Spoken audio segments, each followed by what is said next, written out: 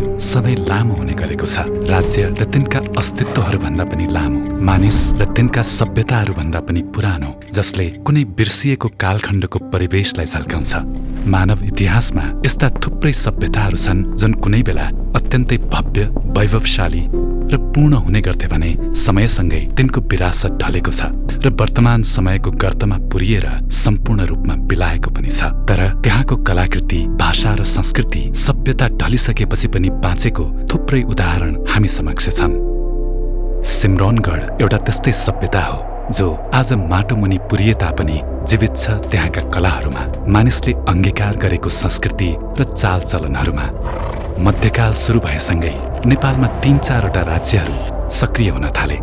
तीमध्ये एकातिर नेपाल मण्डल र त्यहाँको राज्य सुरुवात भइसकेको थियो भने खस राज्य पनि सक्रिय हुने तर्खरमा थियो। त्यही बखत ती राज्यहरूभन्दा थोरै टाढा भारतको सिमानातिर अहिले हालको मध्य प्रदेशमा एउटा अर्को शक्तिशाली राज्यको उदय भइरहेको थियो, जो आफैमा सुसम्पन्न त थियो नै र कालान्तरमा त्यसको प्रभाव नेपालका अन्य राज्यहरूलाई पनि पार्न सफल भएको थियो। एउटा बिलाउन लागेको सभ्यता, भग्नावशेषमा भेटिने आचरण र मासिने सङ्घारमा उभिएको इतिहासलाई पहिल्याउन हामी 7 गढिज विथ गोर्खाको दोस्रो एपिसोडमा पुग्दैछौँ 12 जिल्लामा रहेको सिम्रौनगढ। त्यहाँ पुगेर हामी केही जोगिएको सिम्रौनगढलाई निहाल्नेछौँ। कलाको महिमाप्रति नतमस्तक हुँदै हामी मिथिला चित्रकलाको उद्गम थलोलाई पछ्याउँदै जनकपुर पनि पुग्नेछौँ। त्यसैले यो एपिसोड सम्पूर्ण रूपमा कला र कलाकारप्रति समर्पित हुनेछ। कलामा हुने साहसप्रति समर्पित हुनेछ, जो समयको बेगलाई रोक्दै जोगिएर बसेको छ, आफैमा इतिहासका कैयन टुक्राहरू सङ्गालेर।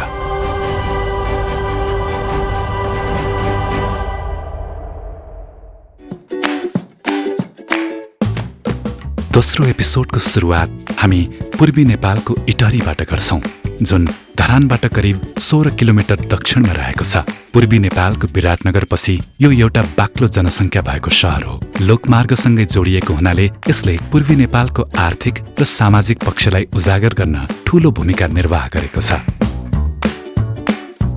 Hello everyone, namaste. My name is Chandru Bhandari and welcome to the second episode of 7 Gardis with Gorkha. Last episode मा हामीले चौडण्डी गढी, उदयपुर गढी एक्सप्लोर गर्यौं र त्यहाँ के थाहा भयो भने वीर गोर्खालीहरुको वीरताको प्रतीक खुकुरी चाहिँ भोजपुरमा बनेर रहेछ। अनि भोजपुर हामी गएर स्क्रैच देखि कसरी खुकुरी बन्छ त्यो पनि हामीले एक्सप्लोर गर्यौं। अनि यो एपिसोडमा चाहिँ हामी एक्सप्लोर गर्दै छौं 12 जिल्लामा स्थित सिम्रौनगढ है। त्यहाँ गएर चाहिँ हामी कसरी त्यो कर्नाटक डाइनेस्टी त्यहाँ एस्टाब्लिश भयो, कसरी हिस्ट्री के छ त्यसको बारेमा हैन, र आजको प्रेजेन्ट टाइममा कस्तो छ त्यो गढी सबै कुरा एक्सप्लोर गर्नेवाला छौं। आज हामी इटहरीमा छौं। सो हामी इटहरीमा बिहान उठ्यौं, सबै कन्टेन्टहरु सक्यो अनि खाजा पनि खाइसक्यौं। सो वी हेडिङ टुवर्ड्स अब वेस्ट है, इस्टबाट वेस्ट जाँदैछौं हामी। So yeah see you, let's hit the road.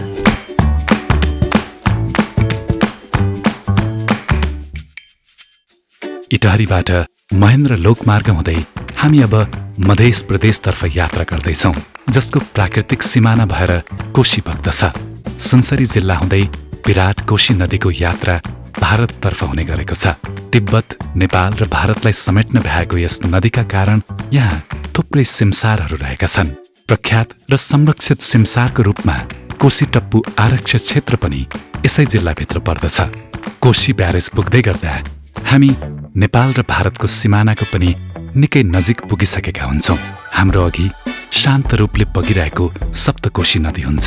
Sunkoshi, Dudhkoshi, Bhote Koshi, Indrawati, Arun, Tamor र तामाकोशी गरी 7वटा नदी मिसिएर विशाल कोशी बन्छ र यहाँबाट कोशीको यात्रा भारतको प्रसिद्ध गंगा नदीतर्फको हुन्छ। अन्ततः यो नदी हिन्द महासागरमा पुगेर टुङ्गिन्छ।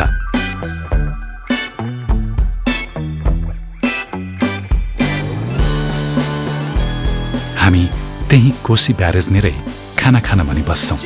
खाना खाएर अलिकति पनि ढिलाइ नगरी यात्रामा निस्किहाल्छौं। कोशी ब्यारेजले यस ठाउँमा महत्त्वपूर्ण भूमिका खेलेको छ। वर्षेनी बर्खायाममा बाढी जाने जोखिम भए तापनि कोशी ब्यारेज आसपासका ठाउँमा मानिसहरूले जोखिमपूर्ण अवस्थामा पनि अवसर भेट्टाएका छन्। यसको ज्वलन्त उदाहरणको रूपमा बर्मजियाको पेडा व्यापार रहेको छ।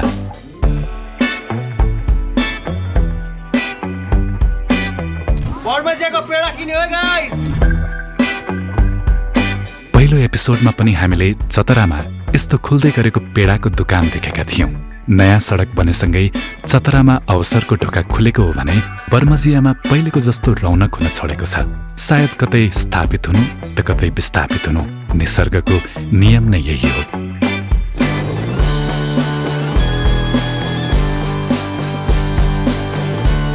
तराई भेगको दिनचर्या हेर्दा लाग्छ यहाँ सबै थोक घामकै वरिपरि घुमेको छ। यहाँको रहन सहनदेखि लिएर पर्यावरण घामका पाइलाहरूद्वारा निर्धारित भई त्यसैमा मानिसले पछ्याइरहेको भान हुन्छ। यही नै नेपालको मध्य प्रदेशको सौन्दर्य पनि हो र सङ्घर्ष पनि हो।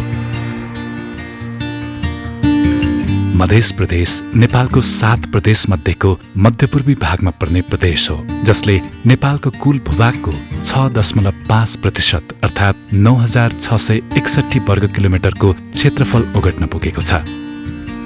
मध्य प्रदेशमा लहरै एकपछि अर्को गरी सप्तरी, सिराहा, धनुषा, महोत्तरी, सर्लाही, पारा, पर्सा र रौतहट जिल्लाहरू रहेका छन्।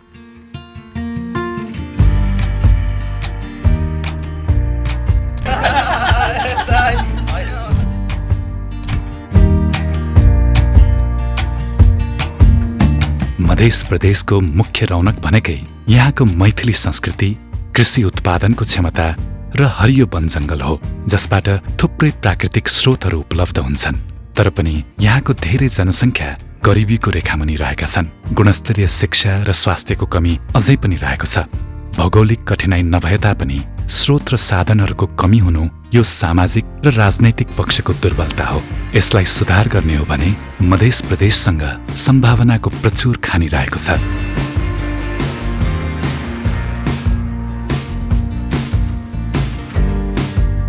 महेन्द्र लोकमार्ग यहाँका तमाम ठाउँका बीचबाट गुज्रिने हुँदा वरिपरिका बस्तीहरू घना शहरको रूपमा विकसित भएका छन्। साँझ परेसँगै तराईका फाँटहरू घामको सुवर्ण किरणमा रुझेर आफ्नो सौन्दर्य झन धेरै फिजारिरहेको भान हुन्छ। दिनभरिको स्वतन्त्रताबाट आजित भएर फेरि पिजरा खोज्दै फर्किएका चराहरू जस्तो सबै थोक भिन्न तवरले शालीन र सुन्दर देखिन्छ। यसमा छुट्टै प्रकारको राहत पनि छ र सङ्घर्ष पनि छ।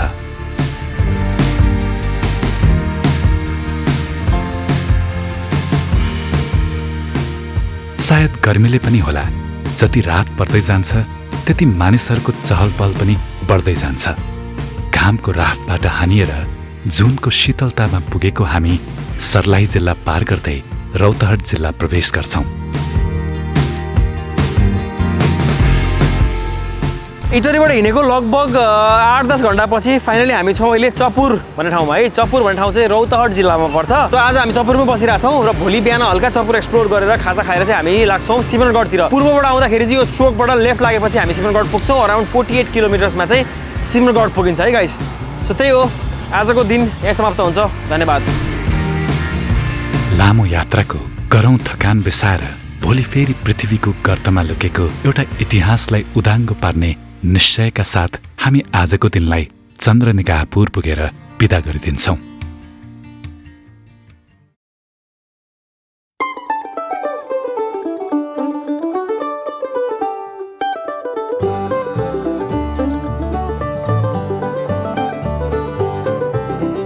राणा प्रधानमन्त्री चन्द्र शमशेरको नामबाट नै चन्द्रनिगाहपुर अथवा चपुर भनेर यस ठाउँको नामाकरण भएको रहेछ। स्थानीय सरकारका रूपमा यो अहिले चन्द्रपुर नगरपालिका भनेर चिनिन्छ। यस ठाउँको जनसङ्ख्या करिब 72,000 को आसपासमा रहेको छ। 249 वर्ग किलोमिटरको क्षेत्रफलमा फैलिएको चन्द्रपुर नगरपालिका चुरेको नजिक रहेको छ भने पूर्वपट्टि बागमतीसँगै सर्लाही जिल्लाको सिमाना जोडिएको छ।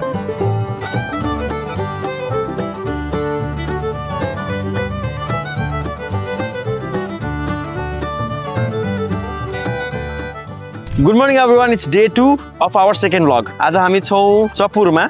हामी अब यो मेन चोकबाट राइट लागेर चाहिँ सिमरनगढ पुग्छौँ र सिमरनगढमा चाहिँ we will know more history about Karnataka dynasty. र अब हामी लगभग त्यहाँ पुग्नलाई हामीलाई 41 किलोमिटर्स हो रे, लगभग 1.5 घन्टा जस्तो लाग्छ। त अब हामी केही खाएर अगाडि बढ्छौँ है त।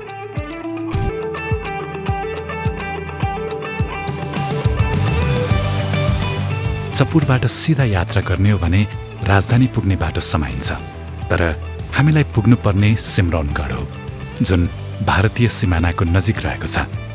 त्यसका लागि हामी चपुर चोकबाट दक्षिणतर्फ यात्रा गर्छौं।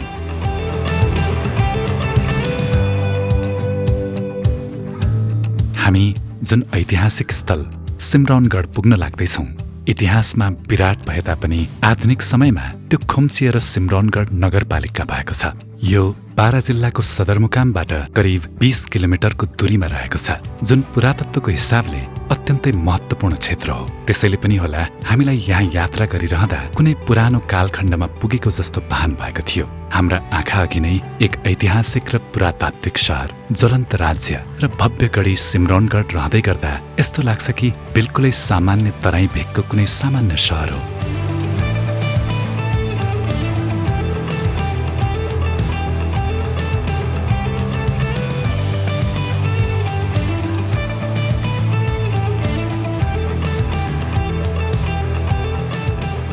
अहिले भर्खरै हामी सिमरौनगढ आइपुग्यौँ। चपुरबाट हिँडेको लगभग 1.5 घन्टाको राइडमा चाहिँ सिमरौनगढ आउन सकिन्छ। अराउन्ड कति 41 किलोमिटर छ दाइ। अनि हामीसँग दाइ हुनुहुन्छ रञ्जित कुशवाहा दाइ हो। अनि दाइले चाहिँ हाम्रो लागि सिमरौनगढको बारेमा र यहाँ हाम्रो फोर्टको बारेमा चाहिँ एक्सप्लेनेसन दिनुहुन्छ, कसरी चाहिँ हिस्ट्रीको कुराहरू गर्नुहुन्छ, कसरी पहिला यहाँ कर्नाटका किङडम डाइनेस्टी बस्यो, सबै कुराहरू भनिदिनुहुन्छ। अनि दाइले चाहिँ नेपालको आर्कियोलोजीसँग चाहिँ पुरातात्विक विभागसँग चाहिँ क्लोजली काम गराउनु भएको छ दाइ। केही भनिदिनुहोस् न दाइ। हामी यहाँ सिमरौनगढमा हाम्रो आर्कियोलोजिकल विभाग हामी क्लोजली रूपमा 10 वर्षदेखि लगातार यहाँको विकासको बारेमा र उत्खननको बारेमा हामी पर्याप्त चाहिँ हाम्रो साथीहरू पनि चाहिँ एउटा टिम पनि छ। त्यो टिम मिलेर नै हामी यता काम गरिरहेको छ। तपाईँहरूलाई अब काठमाडौँदेखि अब यता आउनुभएको हाम्रो यो सिमरौनगढलाई एक्सप्लोर गर्नको लागि तपाईँहरूलाई धेरै धेरै धन्यवाद र उहाँ तपाईँहरूको टिमलाई पनि धेरै धेरै म हृदयदेखि धन्यवाद दिन चाहन्छु यो सिमरौनगढको तर्फबाट। ल हामी फोर्टमा नानेदेवको दरबारतिर हामी लाग्छौँ। हुन्छ स्योर। मध्यकालीन इतिहासको करिब 11औं शताब्दीदेखि 14औं शताब्दीसम्म सिमरौनगढ एक विकसित नगरका रूपमा चिनिने गर्दथ्यो। स्थानीय भाषामा सिमललाई सिमर भनिने हुनाले यहाँ वरिपरि सिमलको वन भएकोले सिमर वनगढबाट नै सिमरौनगढ नाम हुन पुगेको थियो। सिमरौनगढ एक अत्यन्तै सुरक्षित र तत्कालीन कालखण्डका लागि आधुनिक किसिमको वन दुर्गका रूपमा निर्माण भएको थियो, जसले 3 शताब्दीको समयमा 7वटा कर्नाट राजा र तिनका लाखौं रैतीहरूलाई समेटेर राखेको थियो।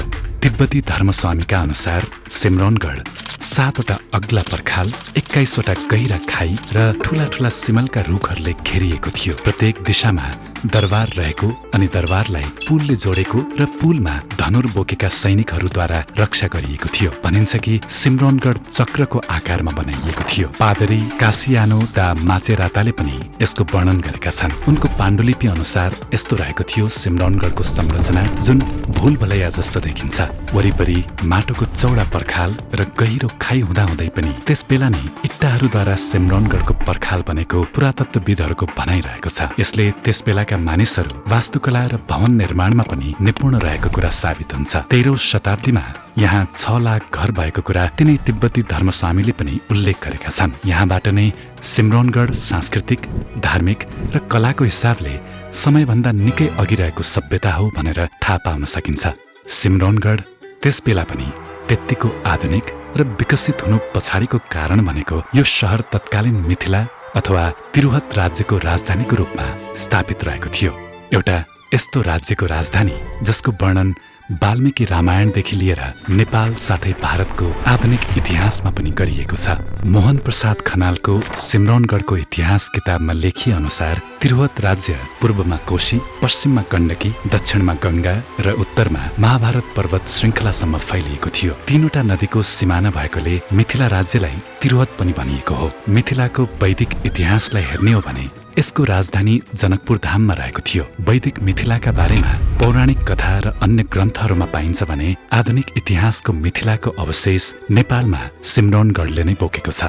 भारत र नेपालको सिमानामा रहेको हुनाले अहिले वर्तमान समयमा तिरुहत राज्यको केही पाटो भारतमा पर्दछ भने राजधानीको रूपमा रहेको सिमरौनगढ नेपालमा पर्दछ।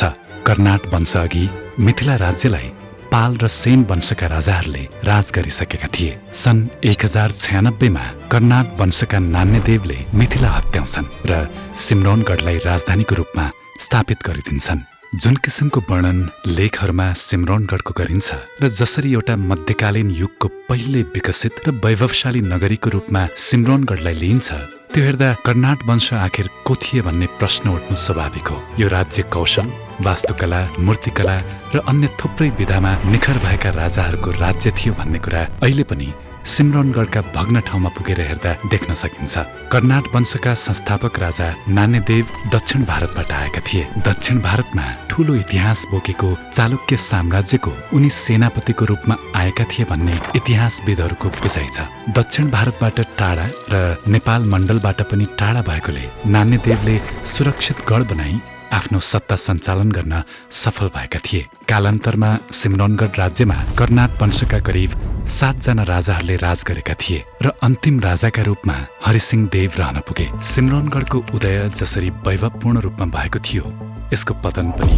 उत्तिकै दर्दनाक रहेको छ। सिम्रौनगढका सैनिकहरूलाई डोय सैनिक भन्ने पनि चलन रहेको थियो। इतिहास शिरोमणि बाबुराम आचार्यका अनुसार यहाँका तेस्रो राजा नरसिंहदेवको पालामा नेपाल मण्डललाई डोय सैनिकहरूले हमला गरेका थिए। त्यसपश्चात पनि फेरि रामसिंहदेवको पालामा पुनः हमला गर्दा उनीहरूले पराजय खेप्नु परेको थियो। यसै कुराबाट त्यसबेलादेखि नै सिम्रौनगढ र नेपाल मण्डलबीच एक किसिमको सम्बन्ध बनिसकेको कुरा पुष्टि हुन्छ। यसरी नेपाल मण्डलमा पटक पटक हमला गरिरहने डोया सैनिकहरूले बङ्गालतिरबाट फर्किँदै गरेको सुल्तान गयासुद्दिन तुगलुकको बारेमा थाहा पाउँछन्। उनीहरूसँग बङ्गाल लुटेको अथाह धन सम्पत्ति रहेको कुरा चाल पाउँछन्। तुगलुकका सैनिकको लामो लस्कर गङ्गा नदीको किनार हुँदै दिल्ली फर्किँदै थियो। यो डोयहरूका लागि एक उपयुक्त अवसर थियो।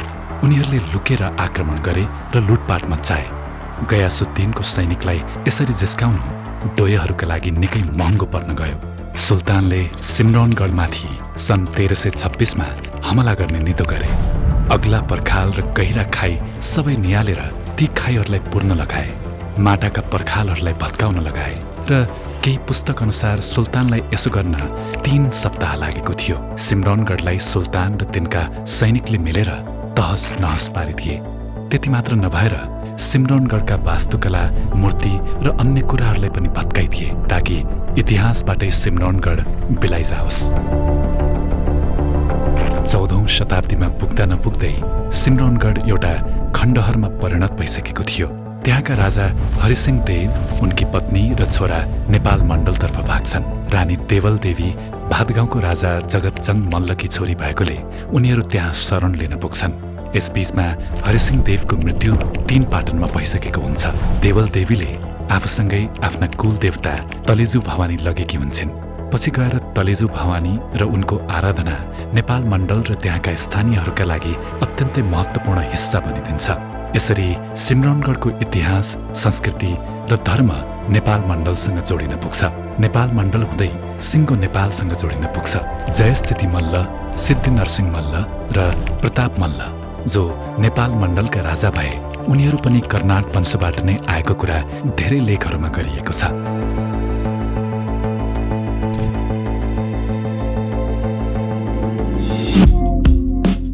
इतिहास यसको जति भव्य भए पनि अहिलेको वास्तविक अवस्था सिम्रौनगढको बिल्कुलै फरक रहेको छ। वर्तमान समयमा यो ऐतिहासिक ठाउँ अतिक्रमण भएर सदाका लागि मासिने सङ्घारमा उभिएको भान हुन्छ। अन्वेषण गर्दा पुरानो राज्यका अवशेष भेटिन्छन्, तर ती मानव यतिकै भेटिने कुनै ढुङ्गा जसरी बिना कुनै संरक्षण राखिएका छन्। यहाँका पोखरी, मन्दिरदेखि लिएर दरबार क्षेत्र अहिले मानिसहरूको मामुली ठाउँ जस्तो भइसकेको छ। पुराना केही इट्टाहरू भेटिन्छन्, कुवाहरू भेटिन्छन्, मूर्ति र स्तम्भहरू भेटिन्छन्, तर आज भेटिएको कुरा संरक्षित नभएपछि केही समय पश्चात भेटिने हो कि होइन कसैलाई थाहा छैन। र यसरी आजको अवस्था हेर्दा लाग्छ सिम्रौनगढ आफ्नै चक्रव्यूहमा पतन भई हराएको छ।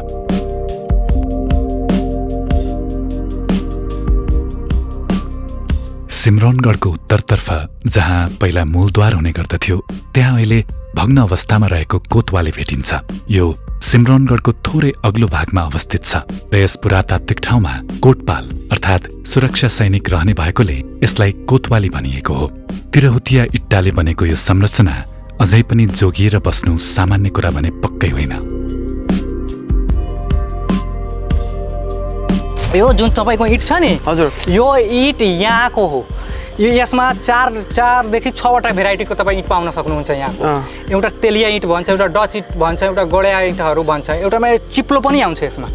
त्यो यहाँको टेक्नोलोजी चीनमा हस्तान्तरण भइसकेको छ। यो चाहिँ के हो यो माथिको? यो त सुर्की चुना भन्छ। त्यो टाइममा लगाएको हुन्छ कि सुर्की चुना। अहिले यो इँट अहिलेको चिम्नीको इँटामा र यसमा धेरै फरक छ। अहिलेको इँटाको तपाईँको 100 वर्षको पनि ग्यारेन्टी दिँदैन। अहिले 1000 वर्ष भइसक्यो यो इँटाको। अहिले ज्याउँको त्यो छ, एउटा पनि कलर गएको छैन।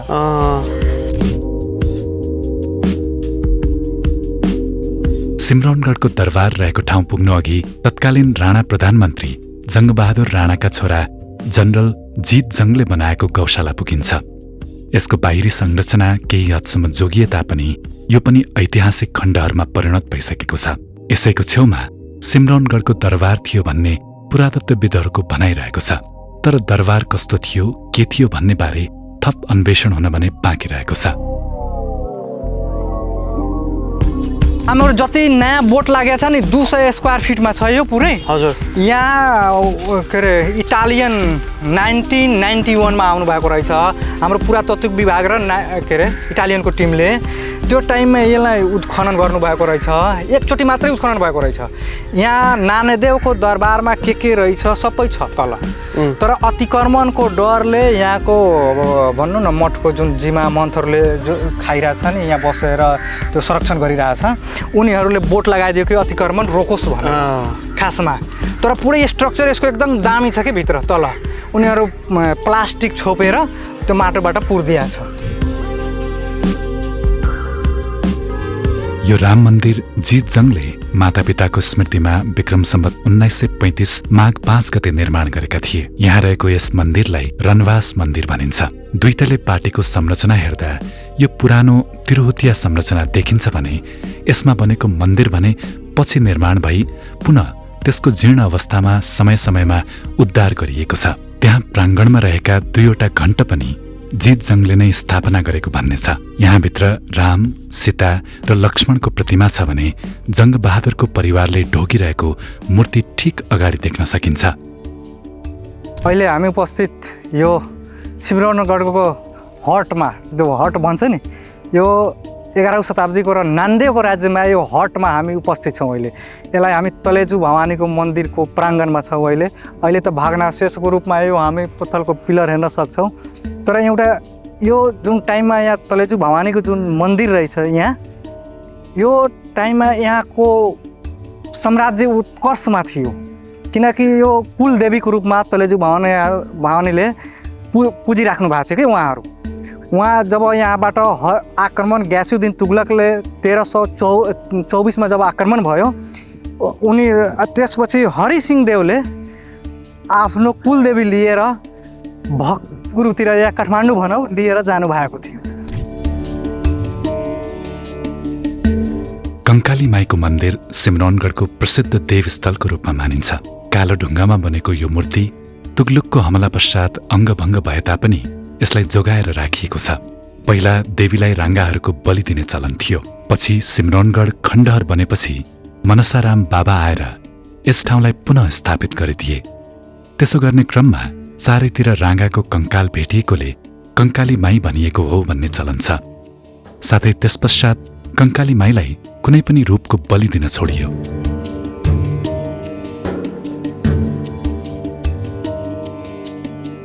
कङ्काली माई मन्दिरको अगाडि इशारा पोखरी छ। यस पुस्तक सिमरौनगढमा इशाराको प्रेमी भन्ने कथा छ, जसमा शिवसिंह राजाकी प्रेमिका इशाराका लागि एक असुरले एकै रातमा पोखरी खनिदिएको किम्वदन्ती उल्लेख गरिएको छ। हाराहारी 8 बिघा जमिनमा फैलिएको पोखरी र यहाँको केही गाउँमा प्रस्तर र मूर्तिहरू भेटिने गरेका छन्। कुनै ठाउँमा डढेको चामल भेटिने गरेको छ भने केही लेख अनुसार कुनै ठाउँमा सुन जस्ता धातुहरू भेटिने गरेको भनिएको छ।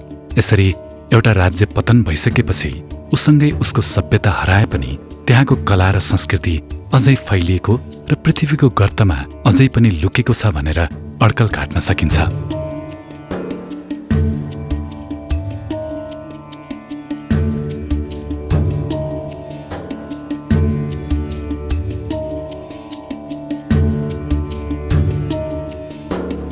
सिमरौनगढ के थियो भन्दा पनि अब के बाँकी छ भन्ने कुरा अत्यन्तै जरुरी छ। यहाँका कैयौं आकर्षक मूर्तिहरू जो टुक्रा टुक्रामा फेला परिरहेका छन्। कति मूर्तिहरू भेटिनै बाँकी होलान् भने कति तस्करी भएर हराइसके होलान्। यहाँ भेटिने मूर्तिकला भारतको पाल र सेन वंशका राजाहरूको बेला भेटिने मूर्तिकलाहरूसँग मिल्न जाने हुनाले यो तिरुवत राम राज्यकै मूर्तिकला थियो भनेर पुरातत्वविदहरूले अड्कल काटेका छन्। जस्तो कि मूर्तिको तल्लो भागमा देखिने कमलको फूल तत्कालीन बिहार र बङ्गालमा भेटिने मूर्तिहरू जस्तै रहेका छन्। यसरी यिनै मूर्तिहरूद्वारा माटोमा विलीन भएको सिमरौनगढ आज पनि जीवित रहेको महसुस हुन्छ।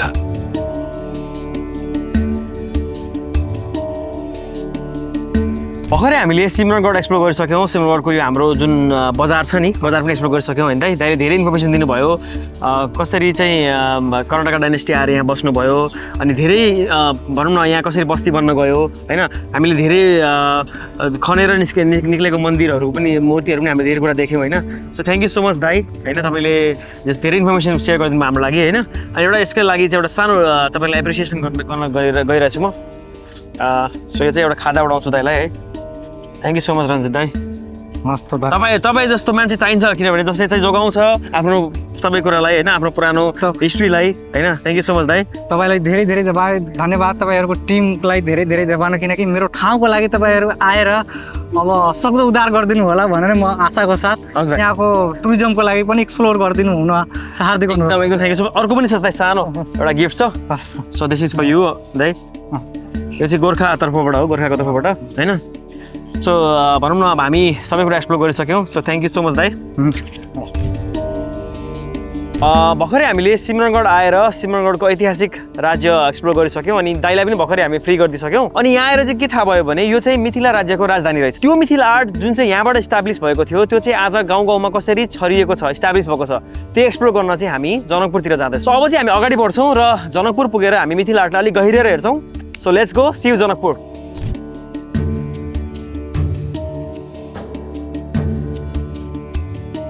वास्तवमा सिमरौनगढलाई यहीँको कलाले जोगाएको छ।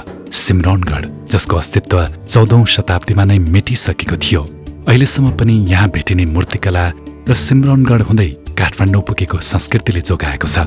यदि कला र यी मूर्ति पनि नभेटिने हो भने सिमरौनगढ जमिन मुनि पुरिएको सभ्यता जस्तो हुने थियो। मिथिला राज्यको आधुनिक मूर्तिकला त सिमरौनगढमा भेटिन्छ नै, तर वैदिक मिथिलाको चित्रकला जुन मिथिला चित्रकलाले प्रख्यात छ त्यसबारे थप थाहा पाउन जनकपुरतिर यात्रा गर्दैछौँ। एकातर्फ सिमरौनगढले मिथिलाको आधुनिक इतिहासको बयान गर्छ भने अर्कोतर्फ जनकपुर धामले मिथिलाको वैदिक इतिहासको बयान गर्दछ। फरक कालखण्डको फरक कला भए तापनि तिनले समग्रमा मिथिलावासीकै कथा र मान्यताहरूलाई झल्काएको छ। त्यसैले पनि सिमरौनगढ आएपछि जनकपुर गएर मात्र मिथिला राज्यको कला र संस्कृतिको पूर्ण रेखा कोर्न सकिन्छ।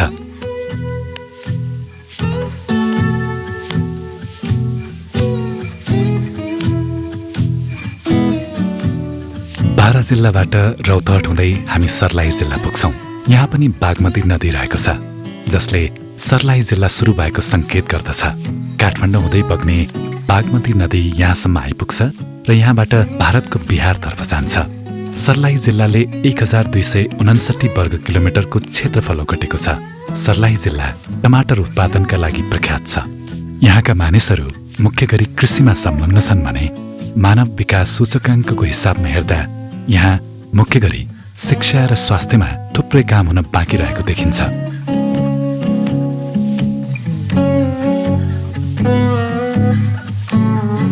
घाम अस्ताउँदै गरेको आकाश तराईको अर्को सौन्दर्य पनि हो। यो एपिसोड कलाप्रति केन्द्रित भएर पनि होला। जताततै कला देखिन थालेको छ। साँच्चै खोज्ने हो भने कला कुन तत्त्वमा हुँदैन र केवल त्यसलाई खोज्न सक्ने र देख्न सक्ने हो भने जीवन स्वतः कलाले परिपूर्ण बनिदिन्छ।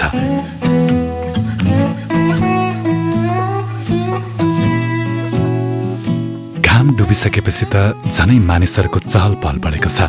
बीचमा बाक्लै जङ्गल अनि त्यसपछि जनकपुरको हावाले हामीलाई स्वागत गरिदिन्छ। भोलिका निम्ति नयाँ अवसर बोकेर कर्मठ मानिसहरूको घुइँचोमा एउटा हराइरहेको पहिचान दिलाउने गरी रातमा पनि झलमल्ल बलिरहेको छ।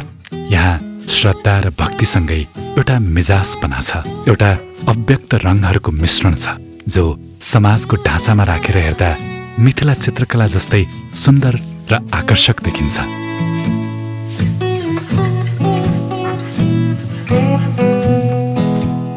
अहिले भर्खरै हामी जनकपुर आइपुग्यौँ है। अनि सिमरनगरबाट जनकपुर आउनलाई चाहिँ हामीलाई लगभग 4 घन्टा जस्तो लाग्यो। बाटो रमाइलो थियो, जङ्गल सङ्गल थियो, चिया खाँदै हामी अगाडि बढ्यौँ। यहाँ भर्खर अलिकति लेट भयो, आज चाहिँ लगभग अहिले 8 जति बज्यो। अनि अब के छ भने भोलि चाहिँ हामी बिहान जनकपुर एक्सप्लोर गर्छौँ अनि वी विल एक्सप्लोर जानकी मन्दिर फर्स्टमा। त्यसपछि चाहिँ जुन हामीले मिथिला आर्टलाई एक्सप्लोर गर्ने भनेको थियौँ नि उता सिमरनगढमा, त्यो चाहिँ JWDC Janakpur women development centre भन्ने ठाउँ रहेछ। सो हामी त्यहाँ गएर चाहिँ कसरी चाहिँ अब लोकल वुमेन्सहरूले, यहाँको लोकल पिपलले चाहिँ त्यो आर्ट र त्यो कल्चर, त्यो पोट्रीहरू छ होला, त्यसमा आर्ट धेरै कुरा छ त्यसमा। सो त्यो कुरालाई जोगाएर राख्नु भएको छ। हामी त्यसको बारेमा भनौँ न एक्सप्लोर गर्छौँ, एक्सपिरियन्स लिन्छौँ। सो त्यही भएर अब जनकपुर आयो, हल्का फुल्का गर्मी छ। सिमरनगढ त लास्टै गर्मी थियो, यहाँ चाहिँ हल्का फुल्का गर्मी छ। So this is Janakpur guys. ल सिउ।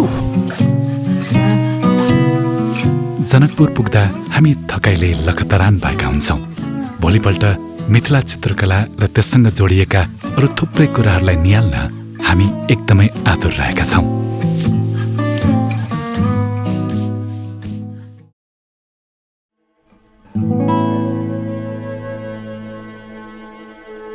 जनकपुर धनुषा जिल्ला अन्तर्गत पर्दछ। यो जिल्लाले 1180 वर्ग किलोमिटरको क्षेत्रफल ओगटेको छ, जहाँ 8 लाख भन्दा धेरै मानिसहरू बसोबास गर्दछन्। यहाँको भूभाग 61 मिटरको उचाइदेखि 610 मिटरसम्म फैलिएको छ। तराईको सम्म फाँटहरूले नै यहाँको आर्थिक, सामाजिक र राजनैतिक सबै पक्षलाई प्रभावित पार्दछन्।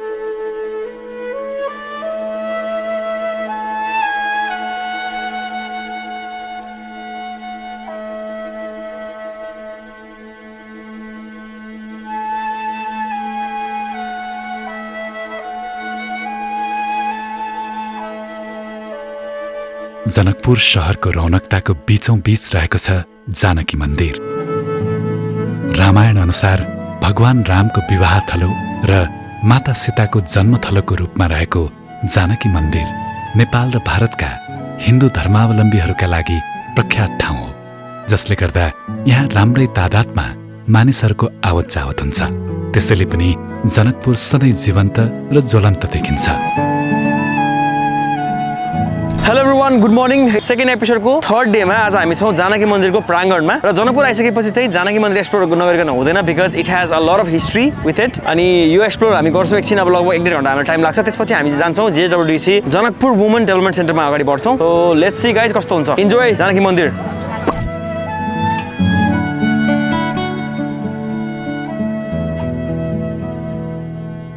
जानकी मन्दिरको ज्यादै नै महत्त्वपूर्ण विशेषता रहेको छ। धार्मिक रूपले मात्र नभएर वास्तुकला र बनौटको हिसाबले हेर्ने हो भने पनि जानकी मन्दिर एउटा अद्वितीय सम्पदाको रूपमा लिन सकिन्छ।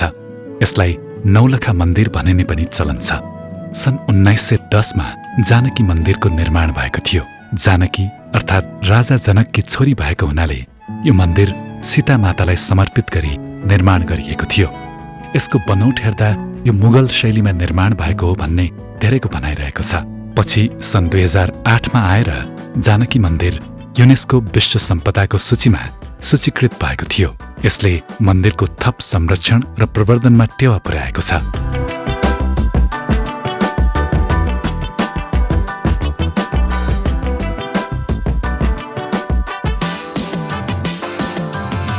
मिथिला चित्रकलाको सम्बन्ध पनि भगवान राम र माता सीताको विवाहसँग जोडिन जान्छ। पौराणिक कथाहरू अनुसार राजा जनकले त्यसबेला यस मिथिला नगरीका महिलाहरूलाई विवाहका लागि चित्र बनाउन लगाएका थिए। त्यही परम्परालाई नै यहाँका महिलाहरूले अहिलेसम्म जोगाउँदै आएका छन्। पहिले यो चित्र घरका पर्खालहरूमा र भाँडाकुँडाहरूमा गरिन्थ्यो। अहिले यो चित्रकला उक्त घरहरूबाट निस्किएर देश विदेशसम्म फैलिएको छ। त्यसलाई झन् बृहत रूपमा बुझ्न उक्त क्षेत्रमा विगत लामो समयदेखि सक्रिय रहिआएको जनकपुर नारी विकास केन्द्र आएका छौँ। सन् 1991 मा स्थापना भएको जनकपुर महिला विकास केन्द्रको मूल उद्देश्य भनेकै यहाँका स्थानीय महिलाहरूलाई मिथिला चित्रकलाको माध्यमले सशक्तिकरणको बाटोसम्म पुर्याउनु हो। त्यति मात्र नभएर हराउँदै गएको मिथिला चित्रकलालाई देश विदेश, राष्ट्रिय साथै अन्तर्राष्ट्रिय स्थानहरूमा पुर्याउनु, महिलाहरूलाई चित्रकलामा निपुण पार्नु र समाजलाई नयाँ आयामसम्म पुर्याउनु यस संस्थाको दायित्व बन्दै आएको छ।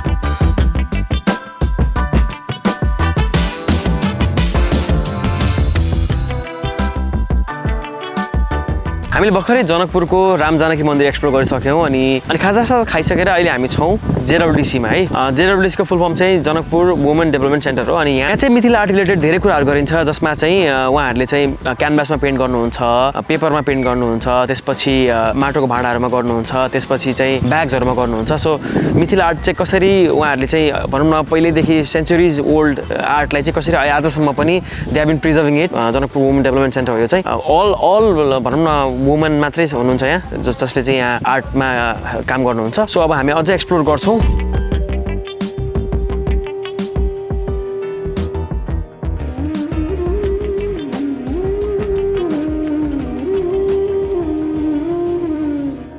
मिथिला चित्रको माध्यमबाट रामायणका विविध कथाहरू भन्ने गरिन्छ भने अहिले यसले पनि आधुनिक स्वरूप लिइसकेको छ। आकर्षक रङ र बुट्टाहरू प्रयोग गरी बनाएको यो चित्रकला आँखै लोभ्याउने किसिमको हुन्छ। महिलाहरूले यस चित्रको माध्यमबाट आफ्नो जीवनमा पनि रङ थपिदिने बाटो भेट्टाएका छन्। आखिर समाज उही हो जसले पुरुष र महिलाबीच भेदभाव गर्छ, जसले महिलाहरूलाई घुम्टोभित्र राख्छ। तर मिथिला चित्रकला त्यही समाजको एउटा यस्तो स्वतन्त्र ऐना हो जसले उनीहरूलाई अभिव्यक्तिको बाटो दिन्छ।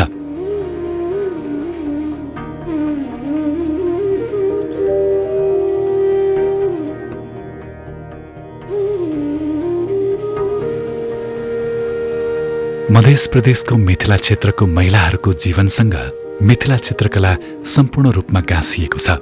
विगतमा यो चित्रकला घर गृहस्थीको एक बाटो हुने गर्दथ्यो, पूजा आराधना र श्रद्धाको बाटो हुने गर्दथ्यो। तर दैनिक गृहस्थीबाट माथि उठेर यसलाई महिलाहरूको प्रबलीकरणको बाटो बनाउन यो संस्थाले ठूलो भूमिका निर्वाह गरेको छ।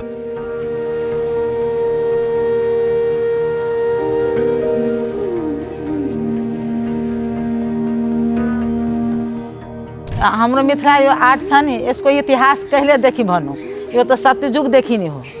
सतयुगमा पनि पाएको छ। शिव पुराणमा हेर्नुहुन्छ भने मैनाको घरमा बनेको थियो कोबर, कोबरदेखि सुरु भएको मिथिला आर्ट कोबर अर्पणादेखि सुरु भएको। त्यसपछि त्रेता युगमा राजा रामचन्द्रको बिहेमा र हम उतातिर र यता किशोरीजीको बिहेमा आर्ट बनेको हो। मिथिला आर्ट आजको होइन सदियों पुराना हो। बिहेभन्दा 6 महिनादेखि नै आर्ट बनाउने सुरु हुन्थ्यो घरमा।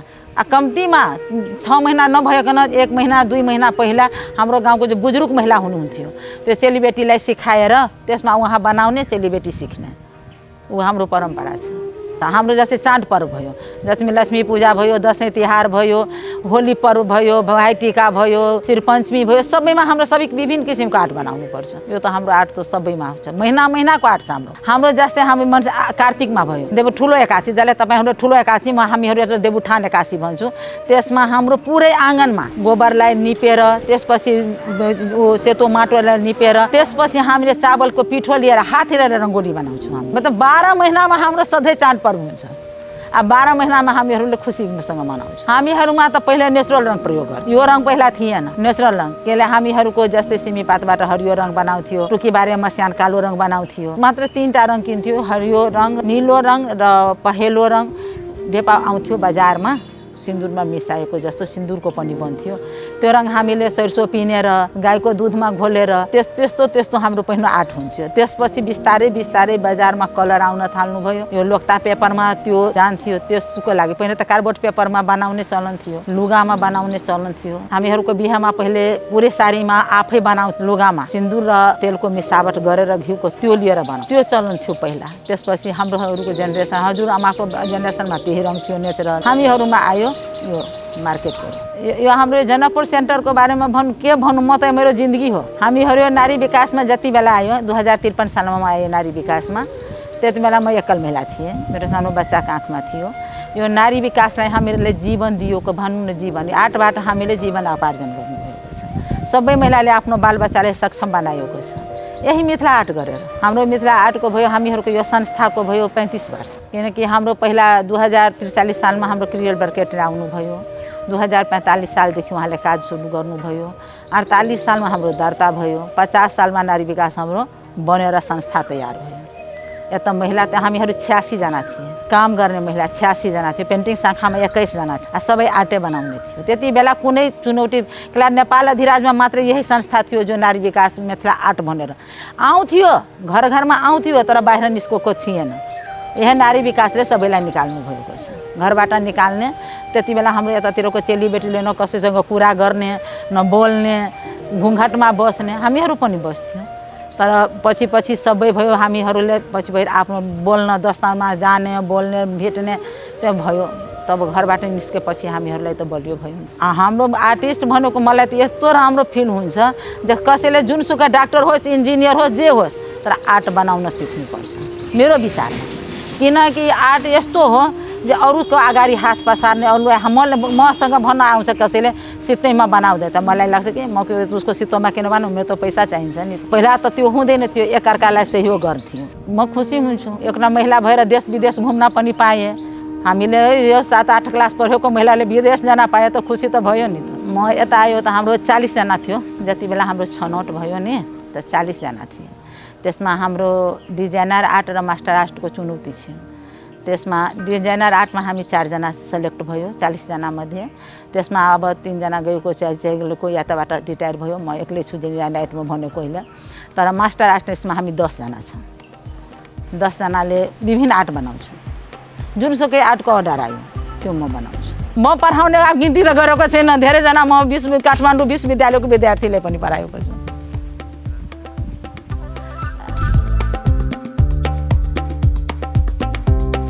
मध्य प्रदेशलाई हेर्ने हो भने यहाँ महिला जनसङ्ख्यामा आधाभन्दा धेरैसँग औपचारिक शिक्षाको कमी रहेको छ त्यस्तै गरी महिला उद्यमीहरूलाई उपयुक्त स्रोत र साधनको पनि कमी रहेको छ सँगसँगै लैङ्गिक विभेदका कारण उनीहरूले चाहे अनुसारको जीवनयापन गर्न सकिरहेका छैनन् यहाँको जनसङ्ख्याको करिब 18% महिलाहरू मात्र रोजगारीमा छन् भने त्यसको लगभग 85% अनौपचारिक रोजगारीमा छन् यस्तो स्थितिमा JWDCले यहाँको महिलाहरूको स्वरूपलाई फेर्न एउटा अत्यन्तै सुहाउँदो अवसर भेट्टाएको छ यस्तो अवसर यहाँको स्थानीय अवस्थाबाट मात्र पैदा हुन सक्छ जुन संरचना संस्कृति र आचरणले यहाँका महिलाहरूलाई घुम्टो लगाउन बाध्य बनाउँछ त्यही आचरणबाट जन्मिएको मैथिली चित्रकलाले घुम्टोको पिजडाबाट बाहिर निस्किएर वित्तीय आत्मनिर्भरतासम्म पुर्याउँछ JWDC जस्तो संस्थाले यस चित्रकलालाई केवल जोगाएको छैन देश विदेशमा फैलाउनुको साथै चित्रकलाप्रति चासो राख्ने अन्य शैक्षिक संस्थानहरूमा गएर यसको महत्त्व बुझाउने गरेको छ कला केवल मनोरञ्जनको सामग्री मात्र होइन यससँग मानिसहरूको जीविका जोडिएको छ कसैको आत्मविश्वास जोडिएको छ भने कसैको सम्पूर्ण जीवन नै कला बनेको छ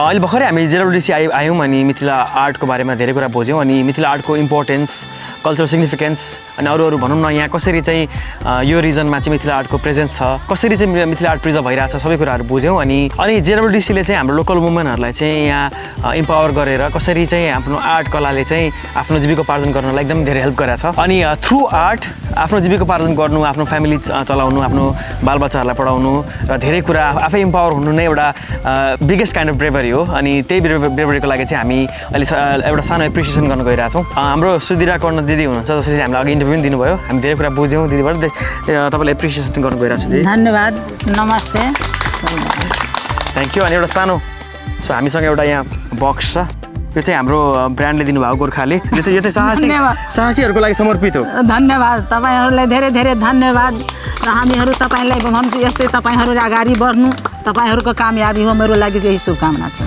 थ्याङ्क यू सो मच दिदी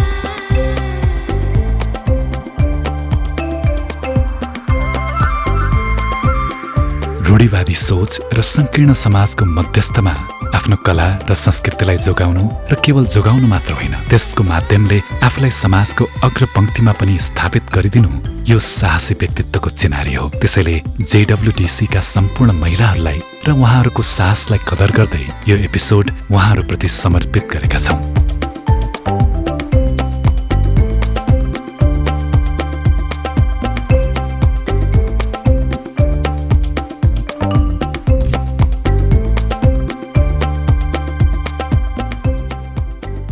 आजको दिनको कुरा गर्नुपर्दा हामीले बिहान उठेर राम जानकी मन्दिर एक्सप्लोर गऱ्यौँ त्यसपछि लगभग 20 मिनटको राइडमा अहिले हामी JWDC आएर चाहिँ एक्सप्लोर गरिसक्यौँ यहाँ होइन धेरै कुरा थाहा भयो एकदम खुसी लागिरहेछ यहाँ एक्सप्लोर गर्न पाउँदाखेरि होइन कसरी यो वुमन लेड यो अर्गनाइजेसन रहेछ होइन एकदमै फिलिङ रियली गुड अनि जनकपुरको हिट इज एक्सट्रिम अनि अब वी आर भनौँ न beating the heat at Nucha Pokhari भन्ने ठाउँ छ अरे त्यहाँ हामी त्यहाँ जान्छौँ so will explore and enjoy our evening at Nucha Pokhari guys C you हामी सुरुमा सिमरौनगढ गयौँ र अहिले जनकपुरमा छौँ ऐतिहासिक तवरले यी दुई ठाउँहरू जोडिएका छन् एउटाले आधुनिक मिथिलाको कथा भन्दछ भने अर्कोले वैदिक मिथिलाको कथा भन्दछ एउटा संरक्षण नपाएर हराउने स्थितिमा छ भने अर्कोतर्फ कलाले आफ्नो परिधि नाघेर आकाशतर्फको उडान भरिरहेको छ यी दुई स्थितिबीच अन्तर केवल साहस हुनु र नहुनुको छ हामी भर्खरै जेडब्ल्युटिसी एक्सप्लोर गरिसक्यौँ अनि लगभग 10 मिनट्सको वाकमा अहिले हामी छौँ नुचा पोखरीमा है अनि यो ठाउँ चाहिँ अलिकति चिल गर्न मिल्ने अलिकति भनौँ न रिल्याक्स गर्न मिल्ने ठाउँ रहेछ जस जनकपुरको सबैजना प्राय मान्छेहरू चाहिँ यहाँ चाहिँ अलिकति यो लेकको भ्यू हेर्दै अलिकति यो पन्डको भ्यू हेर्दै चाहिँ इन्जोय गर्नु हुँदो रहेछ अनि आज एकदम टेम्परेचर पनि लास्टै गर्मी थियो होइन अराउन्ड 36 देखि 40 डिग्री सेल्सियस छ अनि त्यही भएर हामी चाहिँ अब अलिकति सनसेट पनि भइरहेछ सो विल इन्जोय यो भनौँ न भ्यू इन्जोय गर्दै will be spending our time as a friend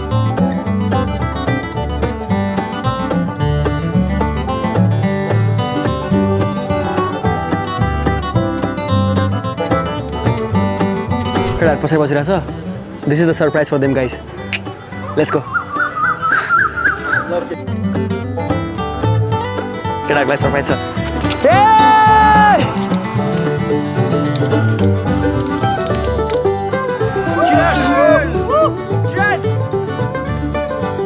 आजको दिनले हामीलाई यो सिकायो कि कुनै पनि सभ्यता जति नै भव्य र सभ्य भए पनि जति नै विराट भए पनि समयको अघि त्यसले घुँडा टेकिदिन्छ आजको विशाल सभ्यता भोलिको मात्र खण्डहर बनिदिन्छ तर समयको धारलाई चिर्दै आफैमा विगतका थुप्रै कणहरूलाई जोगाएर कला बसेको छ कलासँग समयलाई पनि जित्ने शक्ति छ त्यसैले यो आजको एपिसोड समर्पित छ कलाप्रति कलाकारिताप्रति र ती व्यक्तिहरूप्रति जो आफ्नो साहसले कलालाई जोगाउँदै आएका छन् र त जोगिएको छ इतिहास जोगिएको छ अस्तित्व र जोगिएको छ पहिचान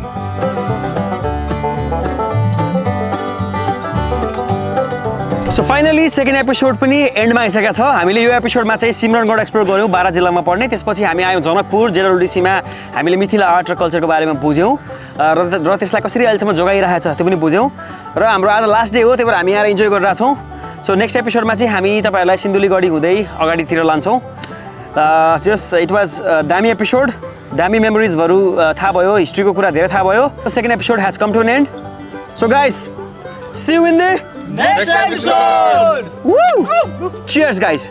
Bye-bye.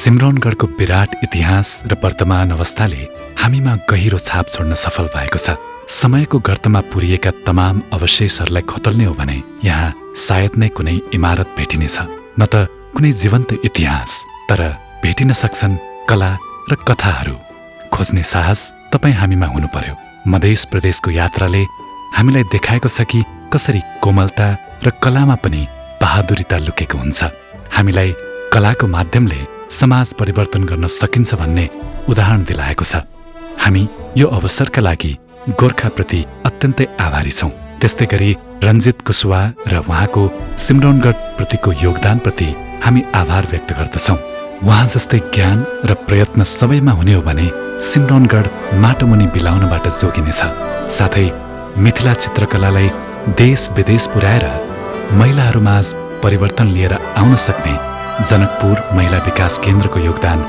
बृहत छ हामी जेडब्ल्युडिसी र त्यहाँका सम्पूर्ण परिवारप्रति हार्दिकता साथै कृतज्ञता व्यक्त गर्दछौँ र अन्तिममा तपाईँ दर्शकप्रति आभारी छौँ जसले कला र इतिहासको यो मिठो सङ्गममा हामी सँगसँगै यात्रा गरिदिनु भयो र पाइला पाइलामा साथ दिनुभयो